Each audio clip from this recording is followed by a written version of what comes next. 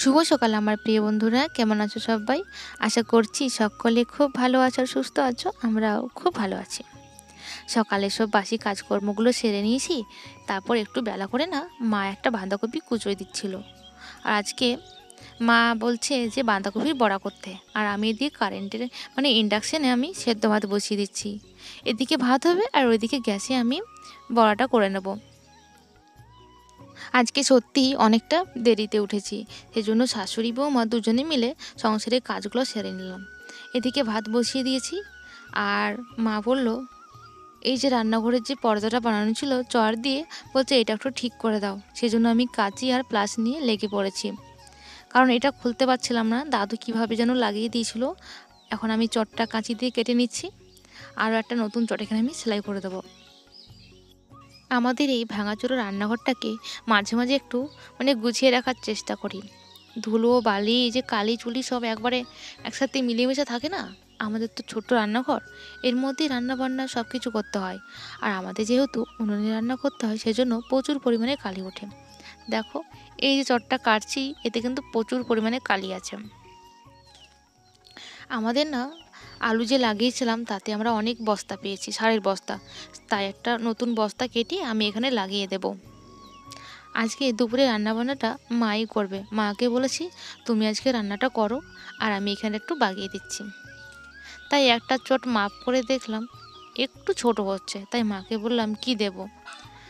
আর এই যে চটের পিছনে যে সেলাইগুলো করা থাকে না, সত্যি এটা খুলতে না খুবই কষ্ট হচ্ছিল। প্রথমে বুঝতে পারছিলাম না যে কীভাবে খুলবো। একটা সুতো কেটে টান দিয়েছি, তাতেই দেখলাম ফুরফুর করে খুলে গেল। এটা একটু খুব সুবিধা।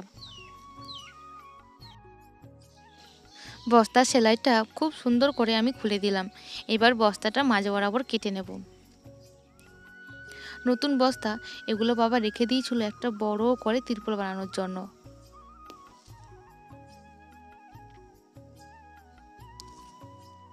আমি মাপ দিচ্ছিলাম যে কতটা কি বস্তা লাগে, এখানে আরও বেশি বাড়তি বস্তা লাগে কিনা। দেখলাম একটু বাড়তি লাগবে। তাই মনে মনে ভাবছি, আমি আসন বানানোর জন্য একটা চট কেটে রাখছিলাম, সেই টুকরোটাই আমি এখানে দিয়ে দেবো। ওপরে সেলাই হবে, নিচে সেলাই হবে। তারপর যদি বাড়তি থাকে সেটাকে মুড়ে মাঝে মাঝে তুলে দেওয়া হবে, যাতে রান্নাঘরে আলোটা যায়। যাই হোক, আমি এদিকে মাপঝোপ নিয়ে নিচ্ছি। আর এদিকে তোমার দাদাভাই আমাকে ডাক দিচ্ছে, সে হচ্ছে যাবে গ্যাস আনতে। গ্যাসটা আমাদের শেষ হয়ে গেছে, তাই গ্যাস সিলিন্ডারটা একটু ভালো করে আমি ধুলোটা ঝাঁটা দিয়ে না ঝেড়ে দিচ্ছিলাম। প্রচুর পরিমাণে ধুলো পড়েছিল।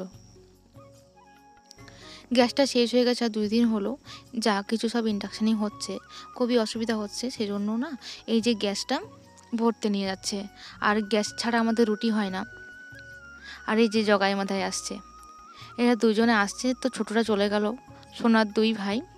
তাই একে বলছি, আমি তোকে কিন্তু আমি আজকে চিলড্রেন একাডেমির বই পড়াবো। সে তো খুবই কান্না করছে, বলছে তুমি আসলেই শুধু আমাকে শুধু বই পড়াও বই পড়াও, আমি আর আসবো না তোমাদের বাড়ি। তাই আমার মেয়ে বলছে, মা তুমি আর ভাইকে কাঁদিও না, দেখো ও আমার সাথে আর খেলবে না। সেজন্য আমি আর কিছু বললাম না, ওরা 3 জনে খেলতে চলে গেল। আর এদিকে তোমাদের দাদাভাইকে আমি গ্যাসের বইটা দিয়ে দিলাম, তা সে গ্যাস ভরতে চলে যাচ্ছে। সামনেই আমাদের গ্যাস ভরে নিয়ে চলে আসবে এক্ষুনি। তো ওরা 3 জন ওদিকে খেলতে শুরু করে দিয়েছে, আর আমি এইদিকে আমার কাজ শুরু করে দিয়েছি। আমি উপরের একটু মানে মেশিনে সেলাই করে নিয়ে চলে আসছি, সেজন্য আমি উপরে একটা কাঠ আমি ভরে দিলাম, যাতে এখানে সাপোর্ট থাকে একটা। আর মা ওইদিকে দুপুরবেলা রান্না করছে। প্রচুর পরিমাণে ধুলো উঠছে, আর এদিকে ধুয়ো উঠছে। বাতাস দিলে না উঠোনে এখন প্রচুর পরিমাণে ধুলো।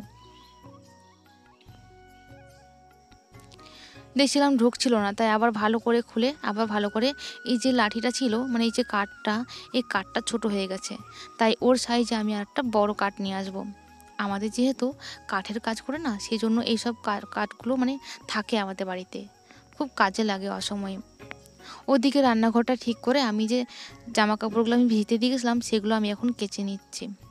এখানে সবার জামা কাপড় আছে, ছেলে দেওরের, তারপরে তোমার দাদা ভাই, আমার মেয়ের, বাবার, মায়ের, সবার আছে। যখন আসে না সবার একসাথেই নোংরা হয়, সেজন্য সব একসাথেই আমি কেচে নিচ্ছি। এখানে মেয়ের আছে সবচেয়ে বেশি, কারণ ও মামা বাড়ি গেছিলো, সেই জামা কাপড়গুলোই আমি এখন ধুয়ে দিচ্ছি।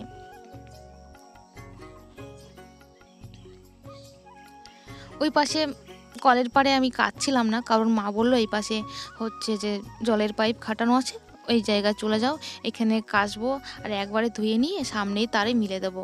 তাই মা বললো ওইখানে চলে যাও, কেচে নাও একবারে গোয়াল ঘরে।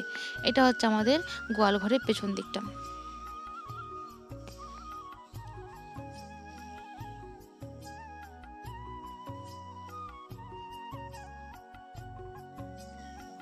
আমি একটা বালতি আনতে চলে গেছিলাম, যে দেখি একটা বালতিতে নিয়ে আসি, একটা বালতি ধোবো আর একটা বালতিতে আমি রাখবো।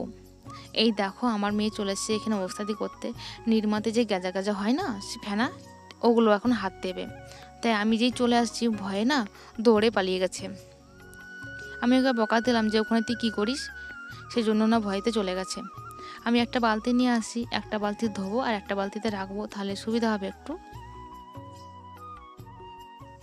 সকাল থেকে না একটা চিন্তা মাথার মধ্যে ঘুরপাক খাচ্ছে। আজকে আমার দেওর বাড়ির থেকে পালিয়ে গেছে। সকাল থেকে অনেকবার ফোন করেছি, কিন্তু তার ফোনটা না সুইচ অফ আসছে। তার বন্ধুদের কাছেও ফোন করা হয়েছে, কিন্তু তারা কোনো খবর দিতে পারছে না কোথায় গেছে। আর যেসব বন্ধুরা খুব কাছেই তাদেরকেও ফোন করা হয়েছে, তাদেরও না ফোনটা সুইচ অফ আসছে। তাই মা তো খুবই চিন্তা করছে, এদিকে মা রান্না করছে আর খুব চিন্তা করছে যে ছেলেটা গেল কোথায়, কি হলো, কি করছে কে জানে। ফোনটা কেন সুইচ অফ করে রাখলো, এখনও তো খেতে আসলো না। আদৌ কি সে পালিয়ে গেছে না অন্য কোনো কারণে জড়িয়ে গেছে, মায়ের খুব চিন্তা হচ্ছে। এইভাবেই না চিন্তায় চিন্তায় আজকে আমাদের দিনটা কাটছে। এইটাই হচ্ছে সবচেয়ে বড় কথা, যে আমার দেওরকে সকাল থেকে খুঁজে পাওয়া যাচ্ছে না। ফোন সুইচ অফ, সবার মাথার মধ্যে খুব চিন্তা হচ্ছে। দাদু তো বাড়ির থেকে নড়ছেই না, দাদু ঘরের মধ্যে বসে আছে। বারবার জিজ্ঞাসা করছে যে ছেলেটা আলু পাবে বলে বাড়িতে বসেছিল, সে কেন ফোনটা সুইচ অফ করে রাখবে, সে কোথায় গেল। সত্যি আমরা অনেকবার ফোন করেছি, কিন্তু কোনো খবর পাচ্ছি না। শুনেছি আমার দেওর নাকি প্রেম করত, একটা মেয়ের সাথে যোগাযোগও ছিল। তাহলে কি সেই মেয়েকে নিয়ে পালিয়ে গেছে? আদৌ এটা সত্যি কিনা আমরা জানি না। সেই মেয়েকে নিয়ে পালিয়েছে, সেখানে কোনো অঘটন ঘটেনি তো? এইসব নানা রকমের চিন্তা আমাদের মাথার মধ্যে না ঘুরপাক খাচ্ছিল। যত সময় গড়াচ্ছে তত যেন চিন্তা মাথার মধ্যে জেগে বসছে। আমি এদিকে জামা কাপড়গুলো মিলতে আসছি, আর মা আমাকে ডেকে ডেকে বারবার করে জিজ্ঞাসা করছে যেন আমি একটু ভাইকে ফোন করি। কিন্তু যতবারই ফোন করছি ততবারই বলছে সুইচ অফ। তা আমি তোমাদের দাদাভাইকে ফোন করলাম, সে আছে মাঠে জল পাচ্ছে।